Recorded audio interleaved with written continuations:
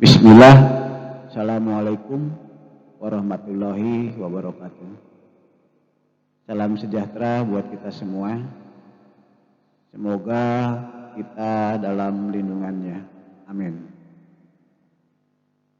Setelah mempelajari sistem hukum dari berbagai aspek,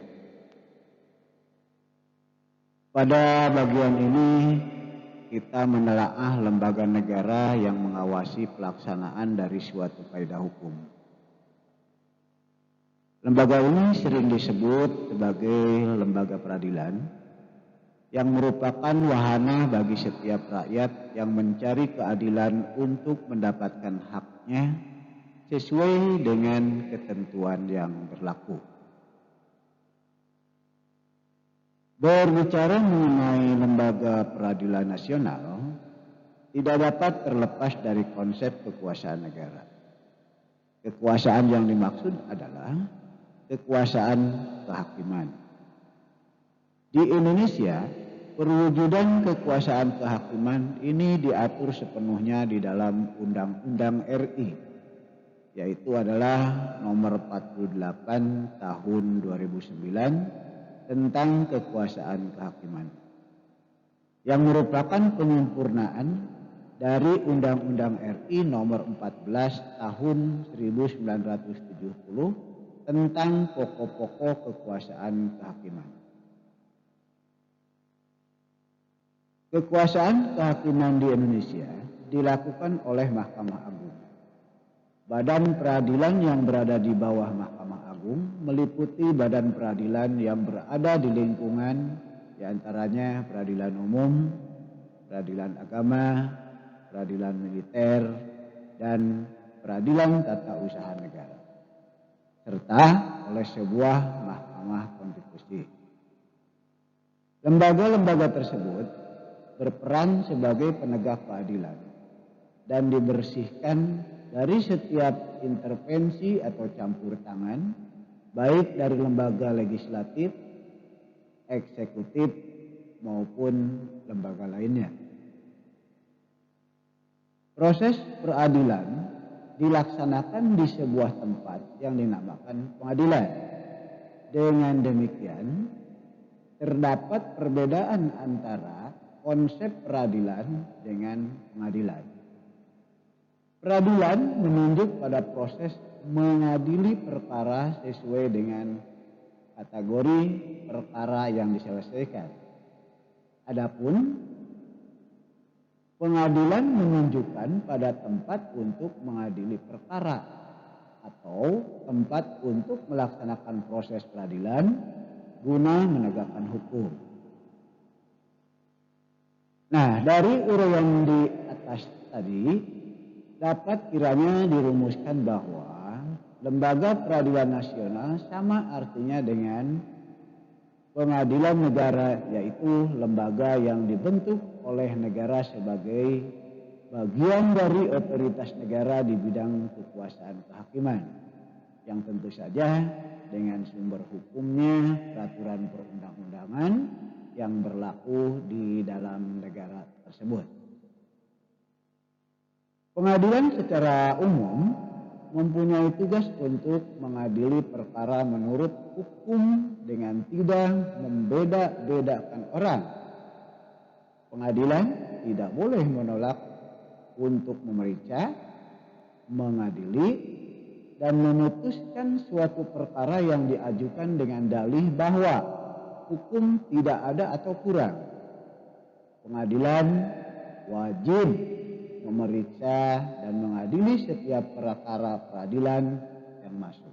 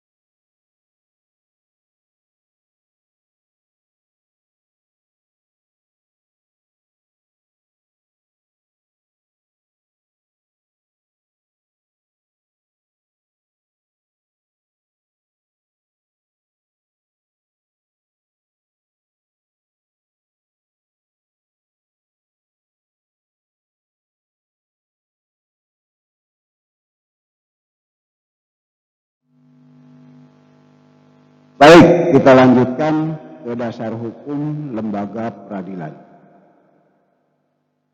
Yang menjadi dasar hukum terbentuknya lembaga-lembaga peradilan nasional adalah sebagai berikut. A. Pancasila, terutama sila kelima. Yang tentu saja kita sudah tahu yaitu adalah keadilan sosial bagi seluruh rakyat Indonesia. B. Undang-Undang Dasar Negara Republik Indonesia tahun 1945, yaitu pada bab 9 pasal 24 ayat 2 dan ayat 3. Pada ayat 2 dinyatakan bahwa kekuasaan kehakiman dilakukan oleh sebuah Mahkamah Agung dan badan peradilan yang berada di bawahnya. Tentu saja di sini yaitu adalah lingkungan peradilan umum, lingkungan peradilan agama, lingkungan peradilan militer, lingkungan peradilan tata usaha negara, dan oleh sebuah Mahkamah Konstitusi. Sedangkan pada ayat 3-nya dinyatakan bahwa badan-badan lain yang berfungsi berkaitan dengan kekuasaan kehakiman itu diatur dalam undang-undang. C. Undang-Undang RI nomor 3 tahun 1997 tentang pengadilan anak. D. Undang-Undang RI nomor 31 tahun 1997 tentang peradilan militer. E.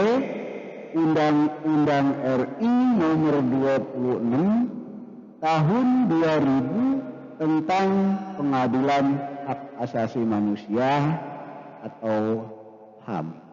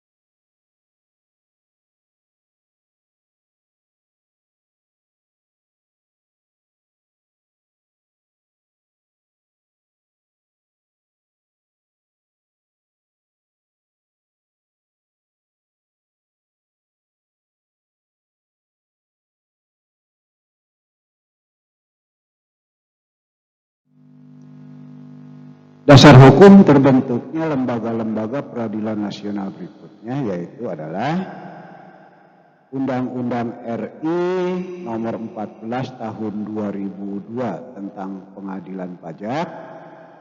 Terus kemudian Undang-Undang RI nomor 24 tahun 2003 tentang Mahkamah Konstitusi.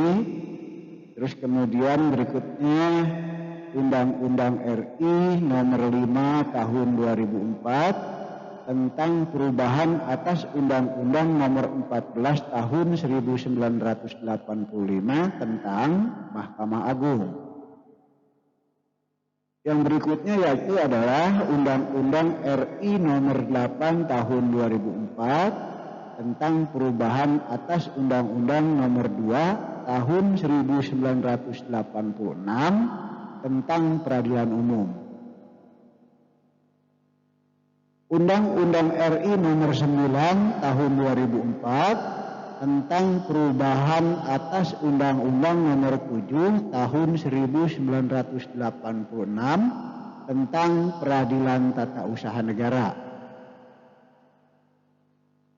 Selanjutnya Undang-Undang RI nomor 3 tahun 2006 tentang perubahan atas Undang-Undang nomor 5 tahun 1989 tentang peradilan agama. Selanjutnya Undang-Undang RI nomor 3 tahun 2009 tentang perubahan kedua atas Undang-Undang nomor 14 tahun 1985 tentang Mahkamah Agung. Selanjutnya Undang-Undang RI nomor 46 tahun 2009 tentang Pengadilan Tindak Pidana Korupsi. Lanjut Undang-Undang RI nomor 48 tahun 2009 tentang Kekuasaan Kehakiman. Selanjutnya Undang-Undang RI nomor 49 tahun 2009 tentang perubahan atas perubahan kedua atas Undang-Undang nomor 2 tahun 1986 tentang peradilan umum. Lanjut Undang-Undang RI nomor 50 tahun 2009 tentang perubahan kedua atas Undang-Undang nomor 5 tahun 1989 tentang peradilan agama. Selanjutnya Undang-Undang RI nomor 51 tahun 2009 tentang perubahan kedua atas Undang-Undang nomor 7 tahun 1986 tentang peradilan tata usaha negara. Selanjutnya Undang-Undang RI nomor 8 tahun 2011 tentang perubahan atas Undang-Undang nomor 24 tahun 2003 tentang Mahkamah Konstitusi. Peraturan perundang-undangan tadi menjadi pedoman bagi lembaga-lembaga peradilan dalam melaksanakan tugas dan wewenangnya sebagai lembaga yang melaksanakan kekuasaan kehakiman secara bebas tanpa ada intervensi atau campur tangan dari siapapun. Tugas kita adalah mengawasi kinerja dari lembaga-lembaga tersebut serta memberikan masukan jika dalam kinerjanya belum optimal supaya lembaga-lembaga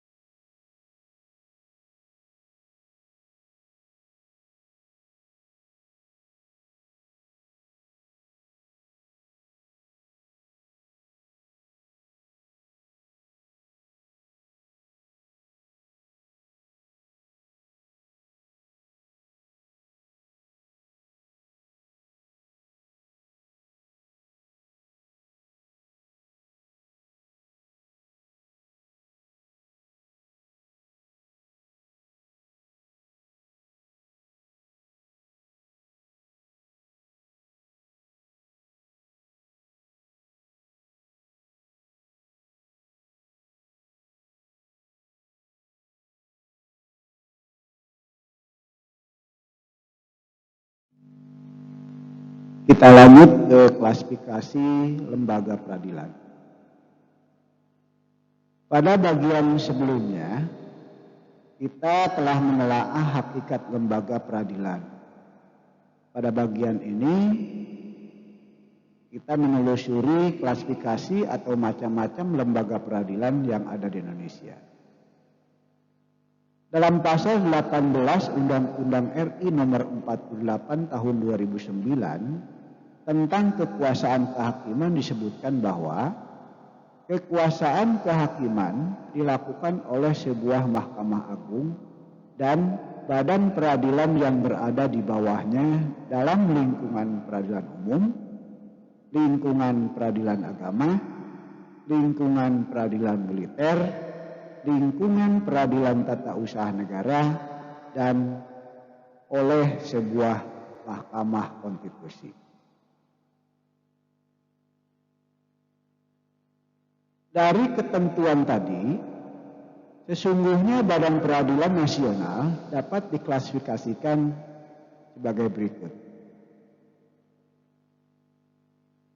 Lembaga peradilan di bawah Mahkamah Agung.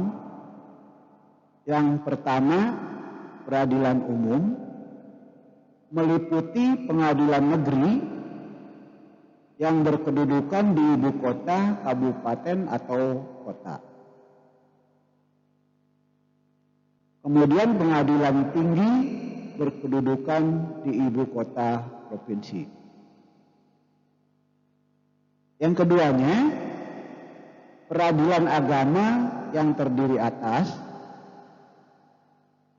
pengadilan yang berkedudukan di ibu kota, kabupaten, atau kota. Kemudian pengadilan tinggi agama yang berkedudukan di ibu kota provinsi. Kemudian peradilan militer terdiri atas pengadilan militer, pengadilan militer tinggi, pengadilan militer utama, dan pengadilan militer pertempuran.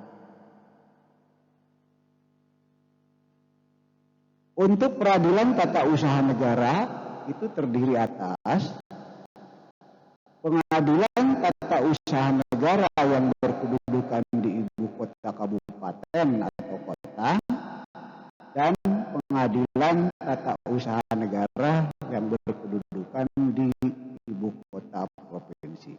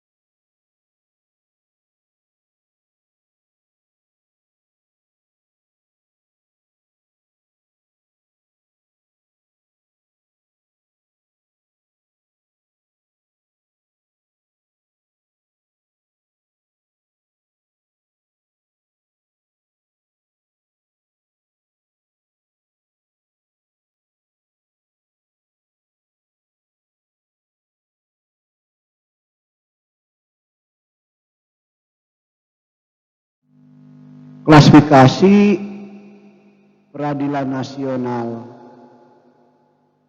yang tadi itu adalah lembaga peradilan di bawah Mahkamah Agung. Selanjutnya, klasifikasi yang berikutnya adalah Mahkamah Konstitusi. Badan-badan peradilan di atas merupakan sarana bagi rakyat mencari keadilan untuk mendapatkan haknya di dalam lapangan peradilan nasional. Badan-badan tersebut mempunyai fungsi tersendiri sesuai dengan kompetensinya. Kompetensi sebuah lembaga peradilan diantaranya yaitu adalah kompetensi relatif dan kompetensi absolut. Yang dimaksud dengan kompetensi relatif itu sendiri yaitu adalah berkaitan dengan tugas dan wewenangnya untuk mengadili suatu perkara. Semisal menyelesaikan perkara penceraian bagi penduduk yang beragama Islam, maka yang berwenang untuk menyelesaikannya adalah peradilan agama. Tindak pidana yang dilakukan oleh anggota TNI itu tentu saja disidangkannya di peradilan militer. Untuk kompetensi absolut merupakan kompetensi yang berkaitan dengan wilayah hukum atau wilayah tugas suatu badan peradilan. Semisal pengadilan negeri, wilayah hukumnya hanya meliputi satu kabupaten atau kota saja. Hanya wewenang menyidangkan perkara hukum yang terjadi di wilayah hukumnya.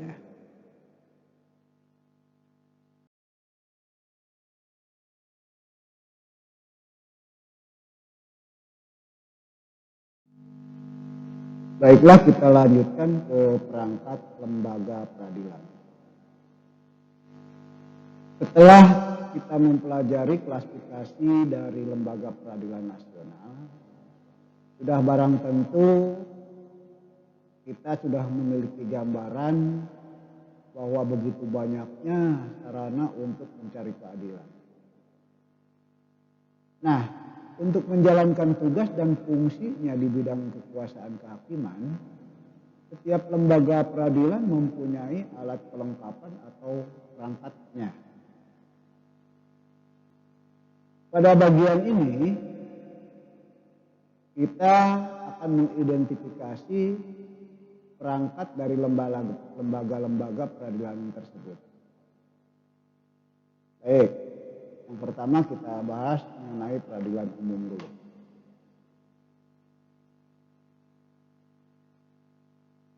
Pada awalnya, peradilan umum diatur dalam Undang-Undang RI nomor 2 tahun 1986. Setelah dinilai tidak sesuai lagi dengan perkembangan dan kebutuhan hukum masyarakat dan kehidupan ketatanegaraan menurut Undang-Undang Dasar Negara Republik Indonesia tahun 1945, Undang-Undang ini diubah dengan Undang-Undang RI nomor 8 tahun 2004 tentang perubahan atas Undang-Undang RI nomor 2 tahun 1986 tentang peradilan umum dan Undang-Undang RI nomor 49 tahun 2009 tentang perubahan kedua atas Undang-Undang nomor 2 tahun 1986 tentang peradilan umum. Berdasarkan undang-undang ini, kekuasaan kehakiman di lingkungan peradilan umum dilaksanakan oleh peradilan negeri, pengadilan tinggi, dan Mahkamah Agung.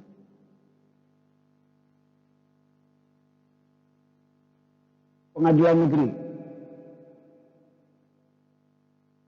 Pengadilan negeri mempunyai daerah hukum yang meliputi wilayah kabupaten atau kota dan berkedudukan di ibu kota atau kabupaten kota. Pengadilan negeri dibentuk berdasarkan keputusan Presiden. untuk menjalankan tugas dan fungsinya, pengadilan negeri mempunyai perangkat yang terdiri atas pimpinan, yang terdiri dari seorang ketua, kemudian seorang wakil ketua. Hakim yang merupakan pejabat pelaksana kekuasaan kehakiman, kemudian panitera yang dibantu oleh wakil panitera, terus kemudian ada panitera muda dan panitera muda pengganti, terus kemudian ada sekretaris dan jurusita yang dibantu oleh jurusita pengganti. Kemudian untuk pengadilan tinggi merupakan pengadilan tingkat banding, perangkat pengadilan yang terdiri atas pimpinan, hakim anggota, panitera, dan sekretaris. Pimpinan pengadilan tinggi negeri atas seorang ketua dan wakil ketua. Hakim anggota pengadilan tinggi adalah hakim tinggi. Pengadilan tinggi dibentuk dengan undang-undang.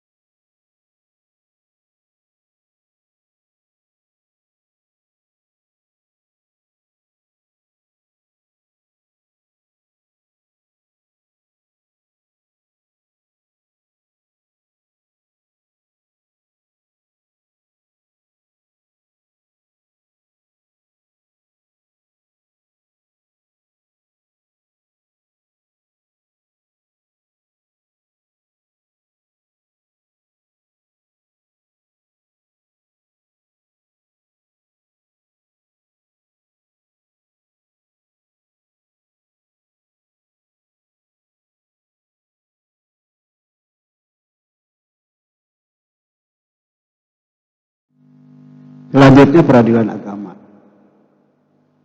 Peradilan agama diatur dalam Undang-Undang RI nomor 7 tahun 1989 tentang peradilan agama dan Undang-Undang RI nomor 3 tahun 2006 tentang perubahan atas Undang-Undang nomor 5 tahun 1989 tentang peradilan agama serta Undang-Undang nomor 50 tahun 2009 tentang perubahan atas atau perubahan kedua atas Undang-Undang nomor 5 tahun 1989 tentang peradilan agama. Kekuasaan kehakiman di lingkungan peradilan agama dilaksanakan oleh pengadilan agama dan pengadilan tinggi agama. Kekuasaan kehakiman pada peradilan agama itu akan berpuncak pada Mahkamah Agung. Peradilan agama. Pengadilan agama berkedudukan di ibu kota kabupaten atau kota dan daerah hukumnya meliputi wilayah kabupaten atau kota. Pengadilan agama itu merupakan pengadilan tingkat pertama dan dibentuk berdasarkan keputusan Presiden atau Kepres. Perangkat atau alat pelengkapan pengadilan agama itu sendiri terdiri atas pimpinan, hakim anggota, panitera, sekretaris, dan jurusita. Pimpinan pengadilan agama terdiri atas seorang ketua dan seorang wakil ketua. Hakim dalam pengadilan agama diangkat dan diberhentikan oleh Presiden selaku kepala negara atas usul Menteri Agama berdasarkan persetujuan Ketua Mahkamah Agung. Ketua dan wakil ketua pengadilan agama diangkat dan diberhentikan oleh Menteri Agama berdasarkan persetujuan Ketua Mahkamah Agung. Wakil ketua dan hakim pengadilan agama diangkat sumpahnya tentu saja oleh ketua pengadilan agama. Nah, yang berikutnya pengadilan tinggi agama. Kalau tadi kita membahas tentang pengadilan agama, sekarang pengadilan tingginya. Pengadilan tinggi agama berkedudukan di ibu kota provinsi dan daerah hukumnya meliputi wilayah provinsi. Pengadilan tinggi agama merupakan pengadilan tingkat banding. Perangkat atau alat kelengkapan pengadilan tinggi agama terdiri atas pimpinan, hakim anggota, panitera, dan sekretaris. Pimpinan pengadilan tinggi agama terdiri atas seorang ketua dan seorang wakil ketua. Ketua pengadilan tinggi agama diambil sumpahnya oleh ketua Mahkamah Agung. Hakim anggota pengadilan tinggi agama adalah hakim tinggi. Wakil ketua dan hakim pengadilan tinggi agama diambil sumpahnya oleh ketua pengadilan tinggi agama.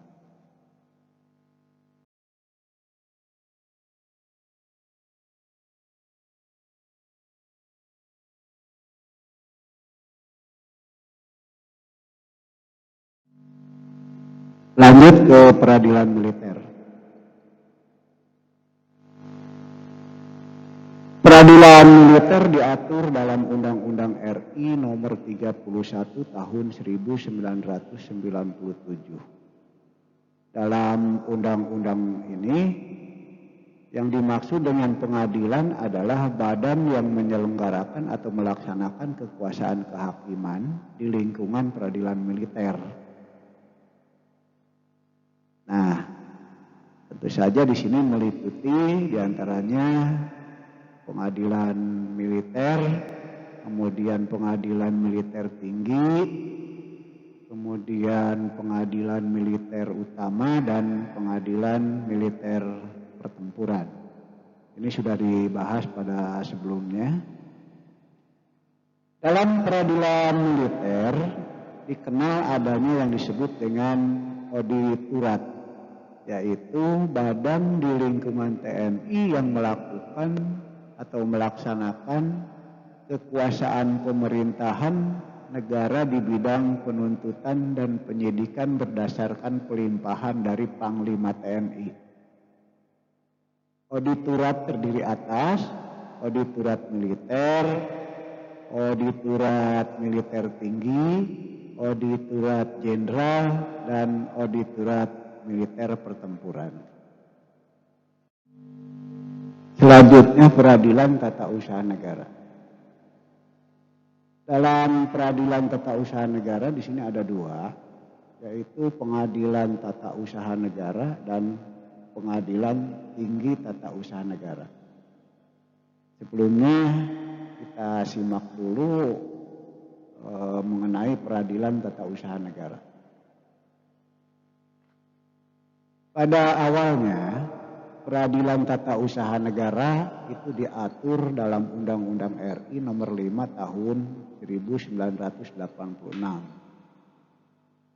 Kemudian undang-undang tersebut diubah dengan Undang-Undang RI nomor 9 tahun 2004 tentang perubahan atas Undang-Undang RI nomor 5 tahun 1986 tentang peradilan tata usaha negara. Serta diubah lagi dengan Undang-Undang RI nomor 51 tahun 2009 tentang perubahan kedua atas Undang-Undang nomor 7 tahun 1986 tentang peradilan tata usaha negara.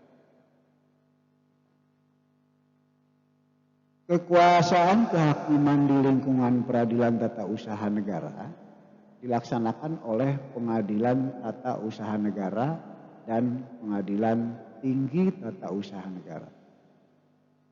Untuk pengadilan tata usaha negara itu sendiri merupakan pengadilan berkedudukan di ibu kota atau kabupaten dan daerah hukumnya meliputi wilayah kabupaten atau kota. Pengadilan Tata Usaha Negara merupakan pengadilan tingkat pertama. Pengadilan Tata Usaha Negara dibentuk berdasarkan keputusan Presiden. Perangkat atau alat kelengkapan Pengadilan Tata Usaha Negara itu sendiri terdiri atas pimpinan, kemudian hakim anggota, panitera, sekretaris, dan jurusita. Pimpinan pengadilan terdiri atas seorang ketua dan seorang wakil ketua. Hakim pengadilan adalah pejabat yang melaksanakan kekuasaan kehakiman yang diangkat dan diberhentikan oleh Presiden, tentu saja atas usul Ketua Mahkamah Agung. Wakil Ketua dan Hakim Pengadilan Tata Usaha Negara diambil sumpahnya oleh Pengadilan Tata Usaha Negara. Nah, kemudian untuk Pengadilan Tinggi Tata Usaha Negara itu berkedudukan di ibu kota provinsi dan daerah hukumnya meliputi wilayah provinsi. Ini akan berbeda dengan Pengadilan Tata Usaha Negara yang berkedudukan di kabupaten seperti di atas tadi. Kalau yang ini pengadilan tingginya. Nah, kemudian Pengadilan Tinggi Tata Usaha Negara merupakan pengadilan tingkat banding. Perangkat atau alat kelengkapan Pengadilan Tinggi Tata Usaha Negara itu terdiri atas pimpinan, hakim anggota, panitera, dan sekretaris. Pimpinan Pengadilan Tinggi Tata Usaha Negara terdiri atas seorang ketua dan seorang wakil ketua. Ketua Pengadilan Tinggi Tata Usaha Negara diambil sumpahnya oleh Ketua Mahkamah Agung. Hakim anggota pengadilan ini adalah hakim tinggi. Wakil ketua dan hakim pengadilan tinggi tata usaha negara diambil sumpahnya oleh Ketua Pengadilan Tinggi Tata Usaha Negara.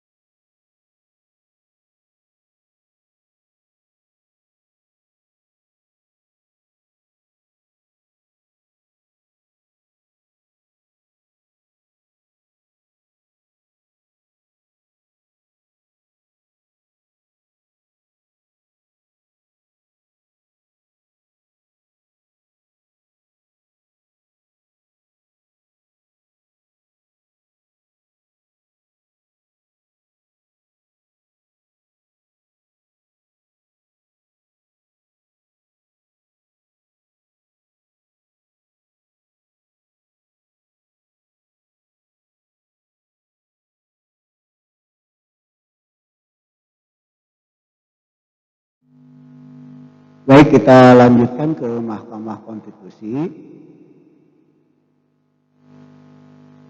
Mahkamah Konstitusi merupakan perwujudan dari pasal 24C Undang-Undang Dasar Negara Republik Indonesia tahun 1945. Lebih lanjut, Mahkamah Konstitusi diatur dalam Undang-Undang RI nomor 24 tahun 2003 tentang Mahkamah Konstitusi dan Undang-Undang RI nomor 8 tahun 2011 tentang perubahan atas Undang-Undang nomor 24 tahun 2003 tentang Mahkamah Konstitusi.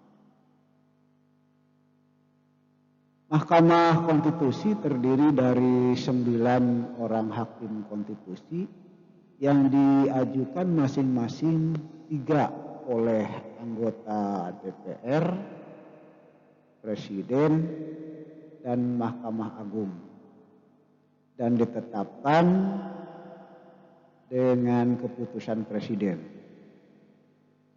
Susunan organisasinya terdiri atas seorang ketua merangkap anggota, seorang wakil ketua merangkap anggota, dan 7 anggota hakim konstitusi.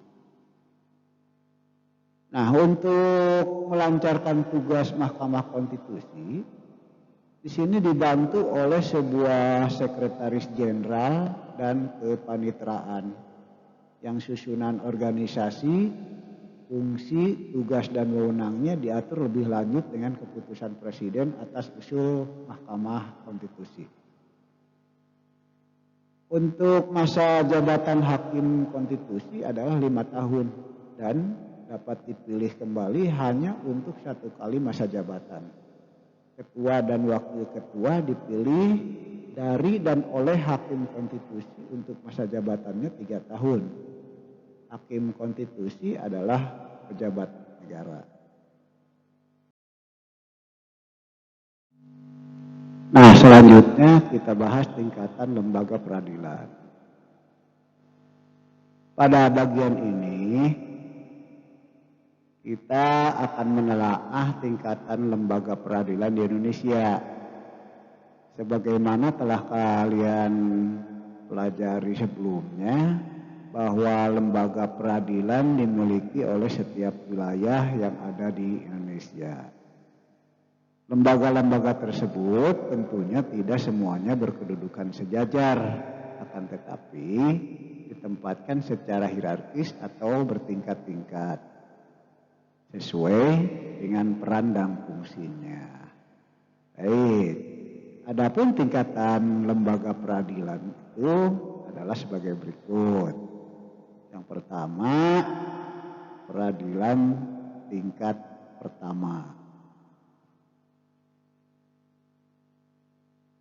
Pengadilan tingkat pertama dibentuk berdasarkan keputusan Presiden. Pengadilan tingkat pertama mempunyai kekuasaan hukum yang meliputi wilayah kabupaten dan kota. Fungsinya untuk pengadilan tingkat pertama adalah memeriksa tentang sah atau tidaknya penangkapan atau penahanan yang diajukan oleh tersangka, keluarga, atau kuasanya kepada ketua pengadilan dengan menyebutkan alasan-alasannya. Kemudian wewenang pengadilan tingkat pertama yaitu memeriksa dan memutuskan sesuai dengan ketentuan yang diatur dalam undang-undang. Khususnya yaitu adalah tentang 2 hal, yaitu sah atau tidaknya penangkapan, penahanan, penghentian penyidikan, atau penghentian tuntutan. Yang berikutnya, ganti rugi dan atau rehabilitasi bagi orang atau seseorang yang perkaranya dihentikan pada tingkat penyidikan atau tuntutan. Nah, Kemudian selanjutnya kita membahas masalah pengadilan tingkat keduanya.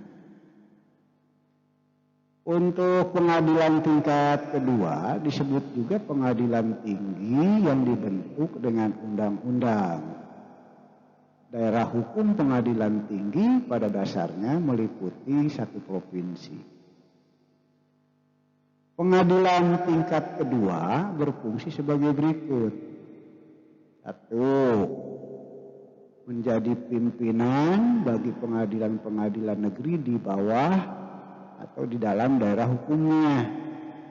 Yang kedua, melakukan pengawasan terhadap jalannya peradilan di dalam daerah hukumnya dan menjaga supaya peradilan itu diselesaikan dengan seksama dan wajar.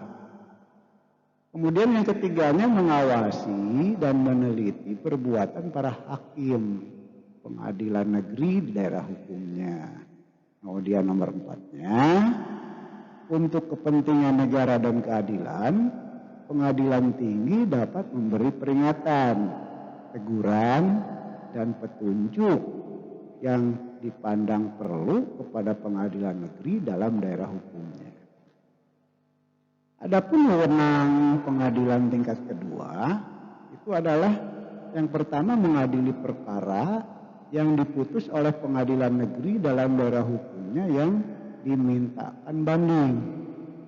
Yang keduanya yaitu berwenang untuk memerintahkan pengiriman berkas-berkas perkara dan surat-surat untuk diteliti dan memberi penilaian tentang kecakapan dan kerajinan hakim. Nah, itu yang mengenai pengadilan tingkat kedua. Nah, baru kita ke kasasi oleh Mahkamah Agung. Mahkamah Agung berkedudukan sebagai puncak semua peradilan dan sebagai pengadilan tertinggi untuk semua lingkungan peradilan dan memberikan pimpinan kepada pengadilan-pengadilan yang bersangkutan. Mahkamah Agung merupakan salah satu pelaku kekuasaan kehakiman sebagaimana yang dimaksud dalam Undang-Undang Dasar Negara Republik Indonesia tahun 1945. Mahkamah Agung diatur oleh Undang-Undang RI nomor 5 tahun 2004 tentang perubahan atas Undang-Undang RI nomor 14 tahun 1985 tentang Mahkamah Agung dan Undang-Undang RI nomor 3 tahun 2009 tentang perubahan kedua atas Undang-Undang nomor 14 tahun 1985 tentang Mahkamah Agung. Berdasarkan Undang-Undang RI nomor 5 tahun 2004, perangkat dan kelengkapan Mahkamah Agung itu terdiri atas pimpinan, hakim anggota, panitera, dan sekretaris. Pimpinan dan hakim anggota Mahkamah Agung adalah Hakim Agung. Pimpinan Mahkamah Agung terdiri atas seorang ketua, 2 orang wakil ketua, dan beberapa orang ketua muda. Wakil ketua Mahkamah Agung terdiri atas wakil ketua bidang yudisial dan wakil di bidang non-yudisial. Baik, kita lanjutkan. Dalam hal kasasi, yang menjadi wewenang Mahkamah Agung adalah membatalkan atau menyatakan tidak sah putusan hakim pengadilan tinggi karena putusan itu salah atau tidak sesuai dengan undang-undang. Hal tersebut dapat terjadi karena alasan banyak, diantaranya 1, karena lalai memenuhi syarat-syarat yang diwajibkan oleh undang-undang atau perundang-undangan, mengancam kelalaian itu dengan batalnya perbuatan yang bersangkutan. Terus kemudian yang keduanya melampaui batas wewenang. Ketiganya salah menerapkan atau karena melanggar ketentuan hukum yang berlaku. Nah, bahasan yang terakhir yaitu adalah peran lembaga peradilan.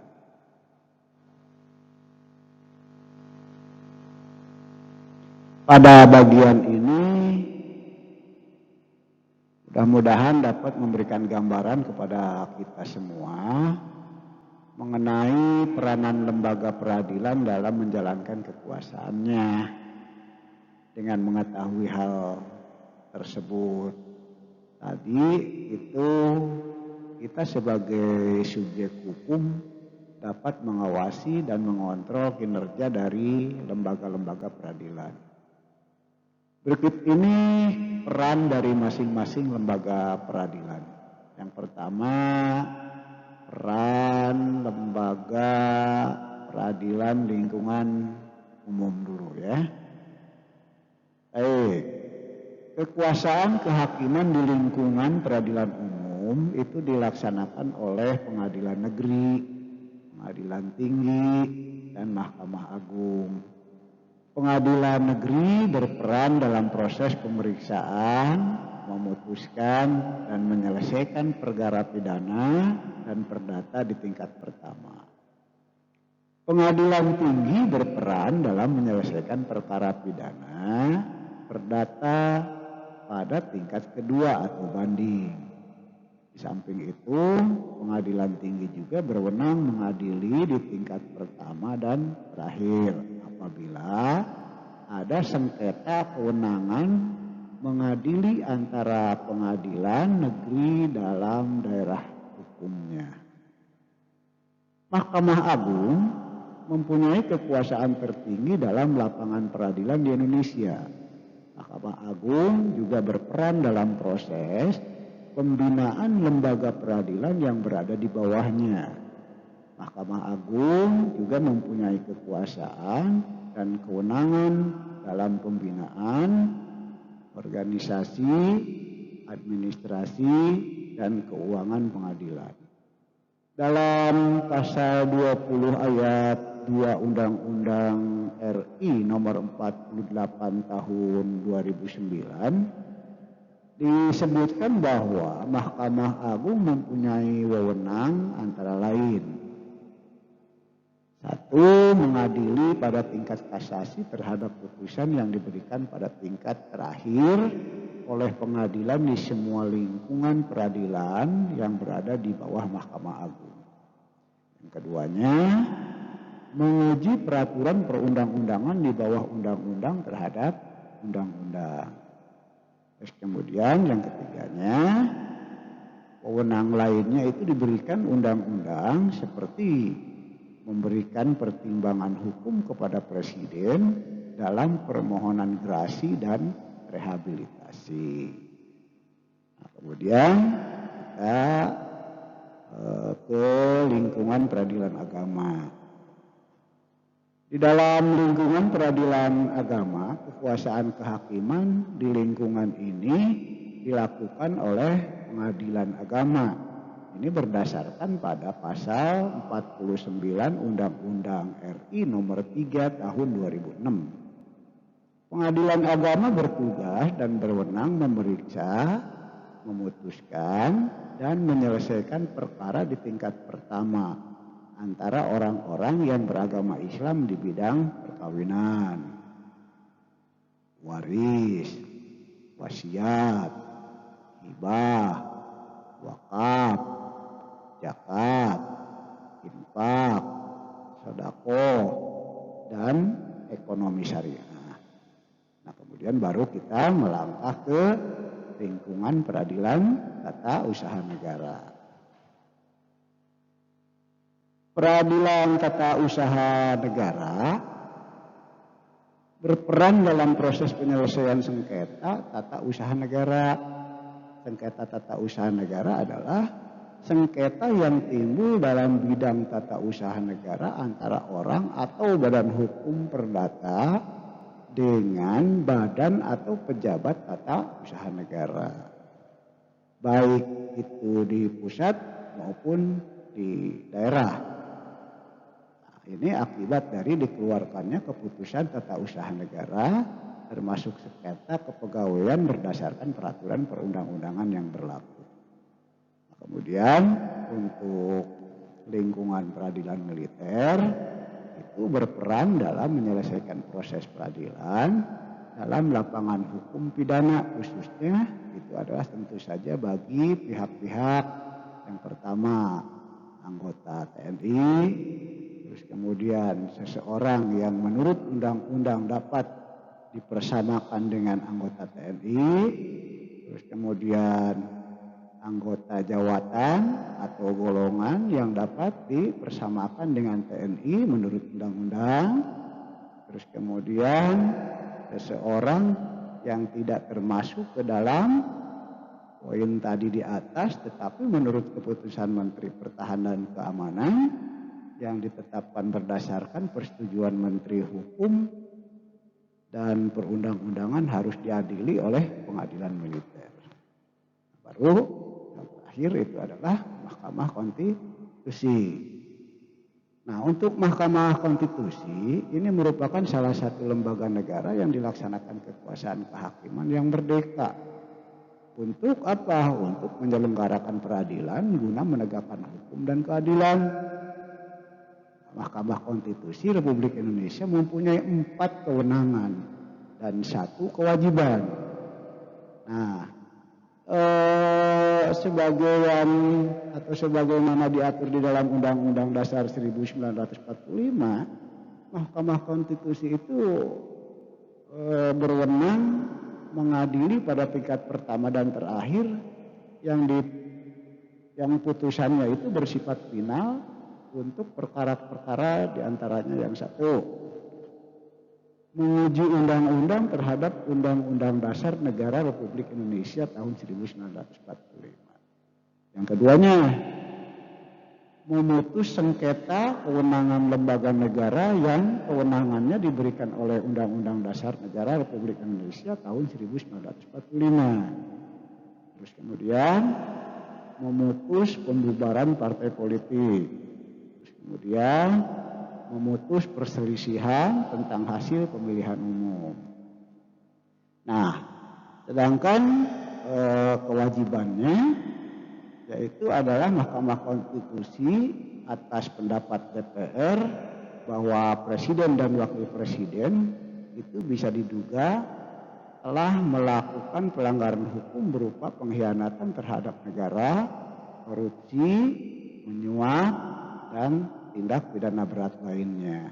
Terus kemudian perbuatan tercela atau tidak lagi memenuhi syarat sebagai presiden atau wakil presiden sebagaimana dimaksud dalam Undang-Undang Dasar Negara Republik Indonesia tahun 1945. Nah, itulah kewenangan serta kewajiban daripada Mahkamah Konstitusi.